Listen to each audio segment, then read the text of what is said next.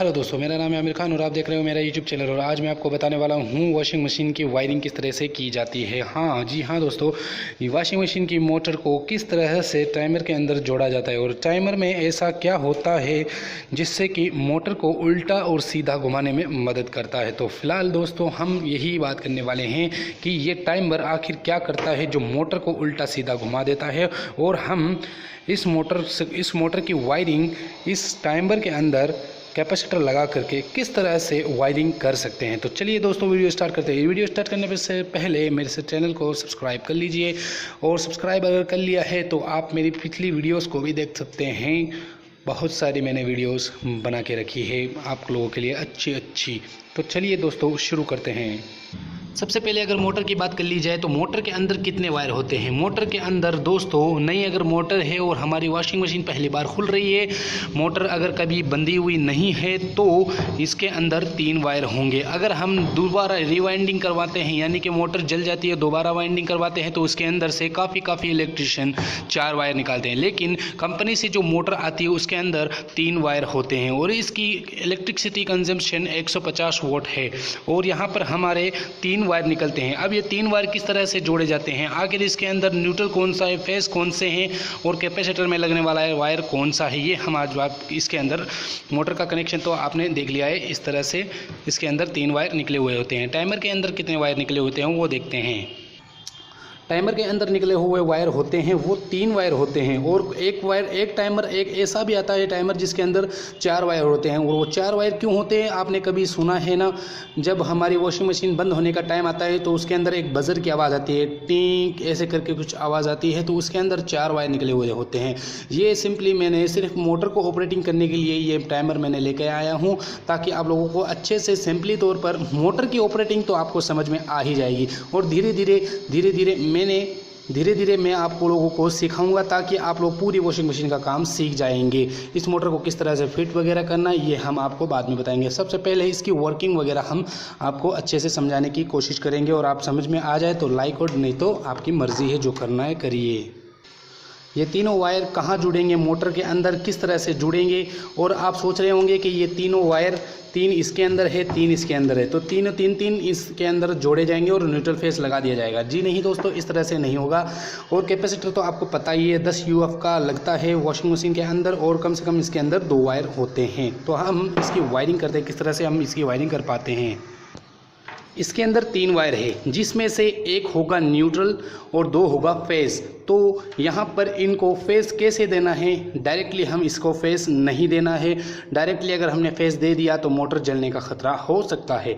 तो हम आपको सबसे पहले ये न्यूट्रल वायर जो वाइट वाला वायर है इसको पहचानने की एक वीडियो मैं अलग बना दूंगा कि किस तरह से हम वायरिंगों को पहचानें, हम ये टाइमर की वायरिंग को कैसे पहचानें कि मेन कौन सा है, मोटर में लगने वाला कौन सा है, और मोटर की वायरिंग को कैसे पहचानेंगे हम कि मोटर की कनेक्शन कौन सी है और मेन कनेक्शन कौन सी है। तो मैं यहाँ पर एक न्यूट्रल वायर, इसको न्यूट्रल देना है, मतलब जो मोटर से एक न्यूट्रल निकलता है मेन, उसको आप न्यूट्रल ही देना है। इसको मैंने यहाँ पर लाके छोड़ देता हूँ। मैं इन 2 को बाद में कनेक्शन करूँगा, ये 2 आप समझ लीजिए, इन 2 को मैं बाद में कनेक्शन करूँगा। अब मैं टाइमर के वायर को लगाता हूँ। आपके सामने मैंने न्यूट्रल को तो पहुंचा दिया है, आपके सामने ये देखिए बिल्कुल आउटसाइड कर दिया है मैंने उस न्यूट्रल को। अब हमें मोटर के लिए फेज चाहिए, तो फेज हम सबसे पहले फेज इस टाइमर के अंदर जाएगा तब मोटर को फेज मिलेगा।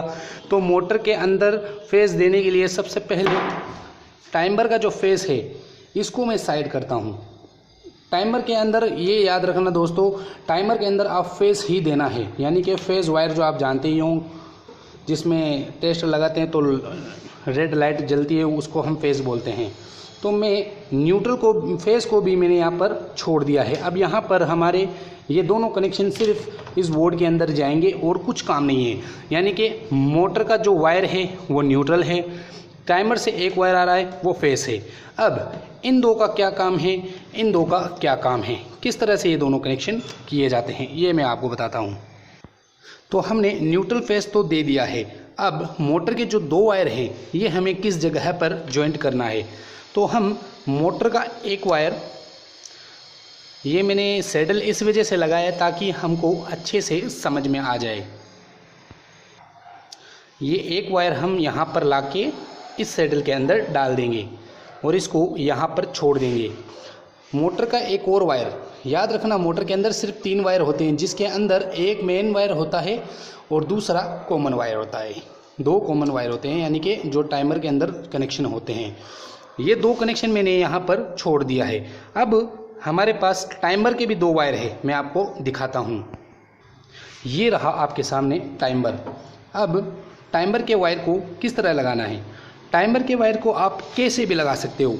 आप टाइमर के वायर को पीले पीले में और यहाँ ऐसे भी लगा सकते हो, या टाइमर के वायर को आप इस तरह भी लगा सकते हो, कोई दिक्कत नहीं है। लेकिन जो कलर है उसी में लगाए, लेकिन कलर है उसी में लगा सकते हैं। अगर कलर ना भी है उसी में भी आप लगा सकते हो, लेकिन आपको मेन वायर का ध्यान रहना चाहिए। ये मैंने एक वायर टाइमर का इधर छोड़ा और इसके अंदर ले जा करके इसके अंदर छोड़ दिया। दूसरा एक और टाइमर का वायर, यहाँ पर फ्री हो गए हैं सारे वायर। इस वायर को मैं यहाँ से इस टाइमर के वायर को हम यहाँ पर लाके छोड़ देंगे। एक मोटर का एक वायर मोटर का हो गया, एक वायर टाइमर का हो गया। और मैं आपको लास्ट में एक चीज़ और बताने वाला हूँ, इंटरेस्टिंग है, आप लास्ट तक वीडियो देखना, क्योंकि आपको इस मोटर की पूरी वर्किंग का मतलब पता चल जाएगा, किस तरह से ये उल्टी घूमती है, क्यों घूमती है। अब हमारे पास रहा कैपेसिटर। अब आप कहोगे सर सारी वायरिंग कंप्लीट हो गई है, कैपेसिटर कहाँ पर लगेगा? कैपेसिटर असल में लगता है इसी कनेक्शन में। तो आप कैपेसिटर को भी कैसे लगा सकते हो, या इन दोनों वायर को इधर उधर, या इन दोनों वायर को इधर उधर, कोई दिक्कत नहीं है, कहीं पे भी आप इनको लगा सकते हो, लेकिन कैपेसिटर साइड ही लगाना। एक वायर कैपेसिटर का मैं इधर छोड़ता हूँ, एक वायर इधर छोड़ देता हूँ, ठीक है। अब मैं आपको अच्छे से समझा देता हूँ। 3 वायर थे मोटर के, एक वायर चला गया न्यूट्रल, 2 वायर आ गए टाइमर में, ठीक है। 2 वायर टाइमर के इधर आ गए, एक था जो फेस था वो सीधा इस बोर्ड में आ गया। तो अब क्या ये वर्किंग करेगा? मैं इनके कनेक्शन को जोड़ देता हूँ। आई होप को आपको वीडियो समझ में आ रही होगी। मैं इसके कनेक्शन को जोड़ देता हूँ। कैपेसिटर असल में क्यों लगाया जाता है? हाई वोल्टेज करने के लिए, कोयल को हाई वोल्टेज बनाने के लिए कैपेसिटर लगाया जाता है। इसके बारे में मैं एक अलग वीडियो बना दूंगा। मोटर की वायरिंग किस तरह से चेक करते हैं, इसकी भी मैं वीडियो आपको अलग से बना करके दिखा दूंगा। मैं यहाँ पर आपके सामने सिंपली कनेक्शन कर दिया है। क्या ये मोटर चलेगी? सबसे पहले मैं इसके सॉकेट को, स्विच को ऑफ कर देता हूँ। आपके सामने सिर्फ 2 वायर रह गए हैं। ये देखिए दोस्तों, यहाँ पर एक न्यूट्रल जो कि मोटर में से आ रहा है, ये हो गया न्यूट्रल। टाइमर में से आ रहा है, ये हो गया फेज़। तो मैं इसके फेज़ को फेज़ वायर में डाल देता हूँ, स्विच कर देता हूँ ऑफ। न्यूट्रल को न्यूट्रल में डाल देता हूँ, स्विच करता हूँ ऑन। आखिर ये चली क्यों नहीं, अभी मैं आपको बताता हूँ। क्योंकि मैंने टाइमर को स्टार्ट नहीं किया। मैं अब टाइमर को स्टार्ट करने जा रहा हूँ। आपके सामने वो मोटर दिखाई दे रही है, ये टाइमर को घुमाते ही ये मोटर स्टार्ट हो जाएगी। ये देखिए दोस्तों, मैं आपको अच्छे से दिखा देता हूँ। ये देखिए दोस्तों, ऑटोमेटिक बंद। ये फिर से उल्टी घूम रही है इस साइड, अब इस साइड घूमेगी।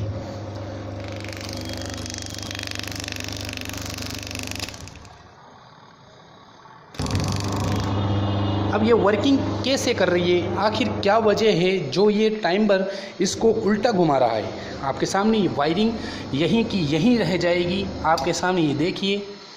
हमें दरअसल काम ये इतना डिफ़िकल्ट क्यों लगता है? क्योंकि ये सारी वायरिंग एक जगह पर होती है, इसलिए हम समझते हैं कि ये वायरिंग हमसे नहीं हो पाएगी। बल्कि आप अगर कोशिश करो तो कर सकते हो, लेकिन इलेक्ट्रिशियन की सलाह लेकर, क्योंकि ये काफ़ी ख़तरनाक काम हो सकता है। आप अगर इस वायरों को अगर उल्टा कर देते हैं तो आपकी मोटर भी कुछ दिनों के बाद जल जाएगी। तो इसके अंदर कैपेसिटर का मतलब क्या है, मैं आपको कैपेसिटर एक बार हटा करके दिखा देता हूँ कि कैपेसिटर का मतलब होता क्या है। आप मोटर की वर्किंग देख सकते हैं। आपके सामने ये मोटर उल्टी सीधी घूम रही है, ये बंद हो गई, ये उल्टी घूम रही है, उल्टी सीधी घूम रही है। अब मैं कैपेसिटर को आपके सामने हटा देता हूँ और देखता हूँ क्या ये मोटर चलती है। ये देखिए दोस्तों, मोटर चल तो नहीं रही है लेकिन इसके अंदर कनेक्शन की वायरिंग चालू है।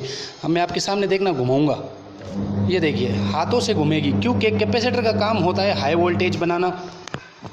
अब ये उल्टी नहीं घूमेगी लेकिन जब तक मैं हाथ से नहीं घुमाऊंगा इसे, ये देखिए कैपेसिटर का मतलब होता है इसे हाई वोल्टेज से धक्का देना, धक्का देने से मोटर ऑटोमेटिकली घूमने लग जाएगी, इसलिए कैपेसिटर लगा हुआ होता है। तो मैं अब आपको एक अच्छी टेक्निक के ज़रिए मैं आपको बताता हूं कि ये मोटर क्या काम, इसके इस टाइमर का काम क्या है जो उसके अंदर लाइन दे रहा है और ये कौन सी लाइन पैदा कर रहा है, अंदर जाकर के कौन सी लाइन बना रहा है जिससे कि ये मोटर सीधी और उल्टी घूम रही है। तो मैं आपको कुछ दूसरी चीज़ से इस मोटर को हटा करके बताऊँगा।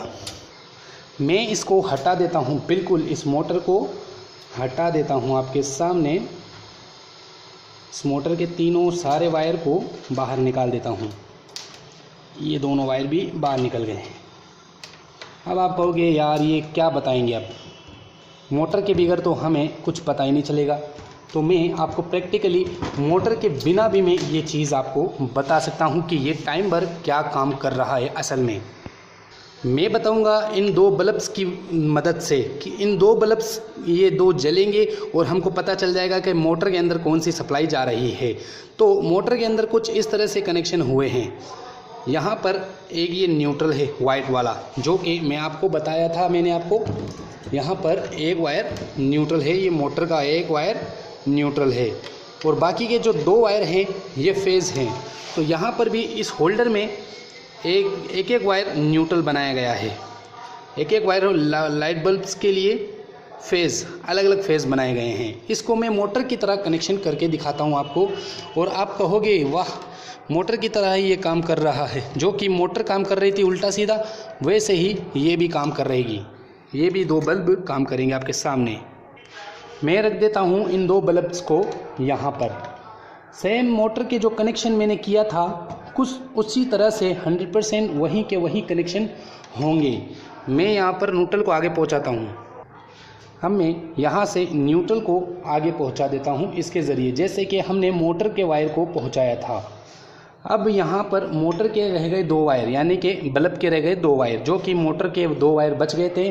कुछ उसी तरह से होल्डर के भी दो वायर, यानी कि लाइट बल्ब के भी दो वायर बच गए हैं। तो मैं इसे कुछ मोटर की तरह ही इन वायर्स को वहीं के वहीं लगा दूंगा जहां पर मोटर्स के वायर मैंने लगाया था और यहां पर इनको ऑपरेटिंग करके आपको 100% दिखाने वाला हूं कि ये बल्ब आखिर करेंगे क्या, आखिर इन बल्ब्स के अंदर कौन सी लाइन जाएगी जिससे कि ये बल्ब जलेंगे और किस तरह से ये जलेंगे। क्या ये बल्ब उल्टा सीधा जलेंगे या कुछ अलग होने वाला है।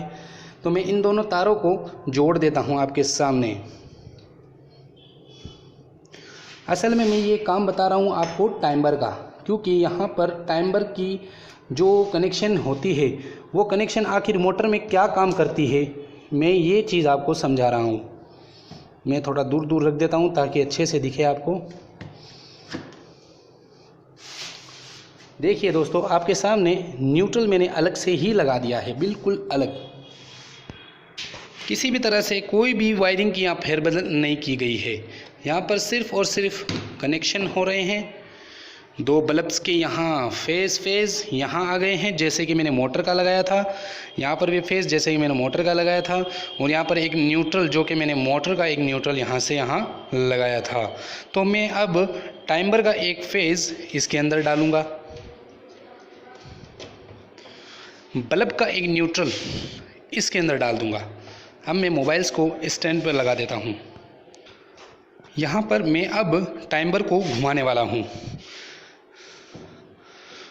सॉरी, मैंने स्टैंड पर मोबाइल नहीं रखा है जानबूझ के। ये देखिए दोस्तों, टाइमर को मैंने घुमा दिया है। अब आपके सामने आप देख सकते हो, ये देखिए दोस्तों, एक बल्ब ये वाला लग गया, यानी कि उल्टी मोटर चल रही है। अब मोटर बंद, वापस चालू हो गई मोटर, यानी कि सीधी घूम रही है। वापस बंद होगी, वापस यहाँ से चलेगी, अब उल्टी घूम रही है। तो दोस्तों, टाइमर कुछ इस तरह से वर्क करता है। मोटर के अंदर मैग्नेटिक फील्ड बनाता है कुछ इसी तरीके से, यानी कि पहले यहाँ पर फेज, अब यहाँ पर फेज आ रहा है, बंद हो गया, बीच में आ गया, यहाँ पर फेज आ गया।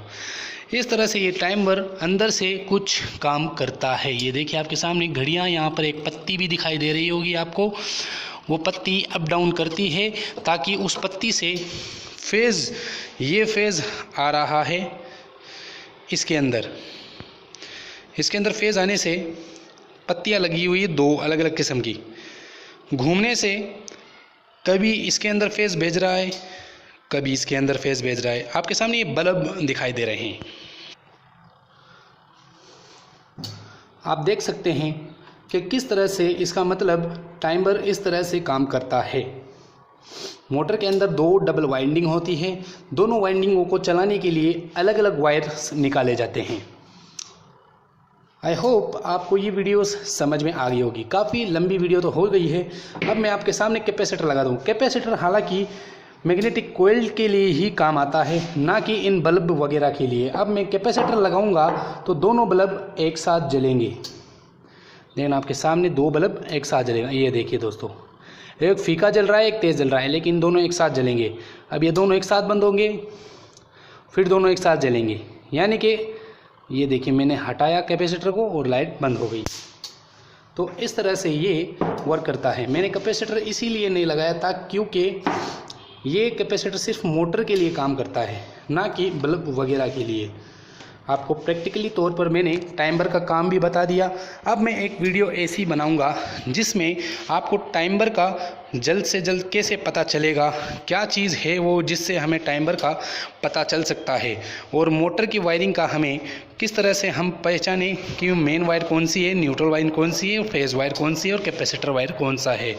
और टाइमर के अंदर ये तो नॉर्मली टाइमर है, आजकल के जो टाइमर है वो इलेक्ट्रिसिटी से चलने वाले टाइमर आते हैं, उसके अंदर भी कैसे वायरिंग करते हैं। अब मैं एक वॉशिंग मशीन की कंप्लीट डिटेल वीडियो बनाऊंगा, क्योंकि सबसे पहले ये वीडियो बनानी मेरे लिए ज़रूरी थी, क्योंकि इसलिए ज़रूरी थी ताकि आप लोग वायरिंग समझ सकें, और मैं अगर उस मशीन के अंदर सेट करूं तो आप कह न सकेंगे कि आपने गलत बताया, मैंने बिल्कुल सही बताया आप लोगों को। ये आपके सामने देखिए। तो फिलहाल के लिए दोस्तों अब हम चलते हैं, वीडियो को लाइक कर दिए, शेयर कर दिए, कमेंट कीजिए।